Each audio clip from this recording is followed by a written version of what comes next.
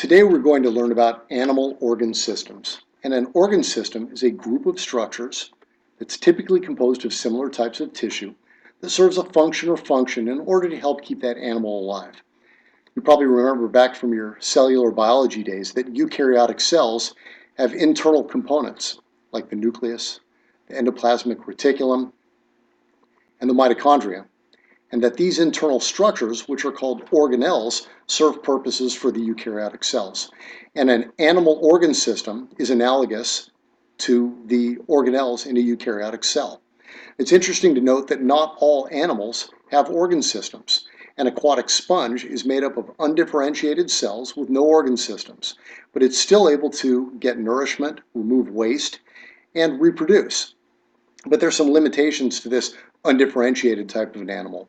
A sponge is not able to move, and it's very dependent on the flow and quality of the water in order to carry out these critical functions of life. So what we're going to do now is start to look at the critical functions that an animal needs to be able to achieve and match it up with the organ system responsible. So a very important function in an animal is that an animal needs to have structure and support. And that's done through the skeletal system. Movement is achieved through the muscular system. Animals are controlled through the neurological and endocrine systems. And endocrine is your hormonal system. Energy is obtained and regulated through the gastrointestinal systems, the cardiovascular system, and the respiratory system. It's very important that any animal be able to maintain a healthy internal environment, and that's done through the integumentary system, which is the skin, the excretory system, which is your kidneys, and the lymphatic system. Then, of course, the most important function for an animal from an evolutionary standpoint is to be able to propagate the species, and that's done through the reproductive system. So let's take a look at the first system, which is the skeletal system, and it literally is the framework for an animal. The skeletal system is made up of four main tissue types: bone, cartilage, ligament, and tendon. And most of the attention today is going to go to bone, so we'll jump to cartilage first. Cartilage is very important because it helps form bone. Cartilage is also a bearing surface, and what that means is that joints are layered by cartilage or covered by cartilage, and that reduces the friction at the joints to help the joints move. And then cartilage also gives structure and form to certain parts of the body like the ears and the nose. Ligament attaches bone to bone, and tendons attach bone to muscle. So you see, an interesting thing about tendons is that tendons are kind of part of the skeletal system and also part of the muscular system. So the primary purposes of the skeletal system we talked about a little bit already.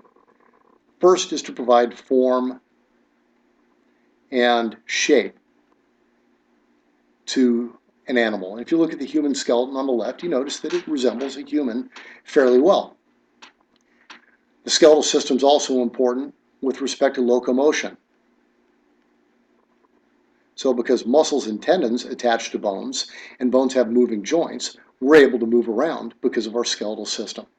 And then the third important primary function of the skeletal system is to protect vital organs. And looking at our skeleton on the left, we see the skull, the rib cage, the pelvis, and then the vertebral column, and that's the so-called axial skeleton, and that's a principal important player in protecting vital organs in the body. Now, there are some secondary functions for the skeletal system. These include storing fat, making blood cells, and storing minerals. So what is bone actually made of? Bone is, like many other organ tissue in the body, made up of a cellular component and then a structural component. And the first cell that we're going to talk about is called the osteoblast. An osteoblast is an immature cell, and its principal function is making bone. And so when an osteoblast makes what we call osteoid, and that osteoid calcifies and turns into bone, that osteoblast turns into an osteocyte, which is a mature bone cell that's responsible for maintaining the bone. And this is an osteocyte now, sitting in a lacuna. Lacuna. The third type of cell that we're going to talk about in bone is called an osteoclast. That's in a different color because it's not part of this osteoblast osteocyte lineage. It's actually more related to a hematopoietic cell than a bone cell, and that means it's from a blood cell type of a lineage. It's very important for bone turnover.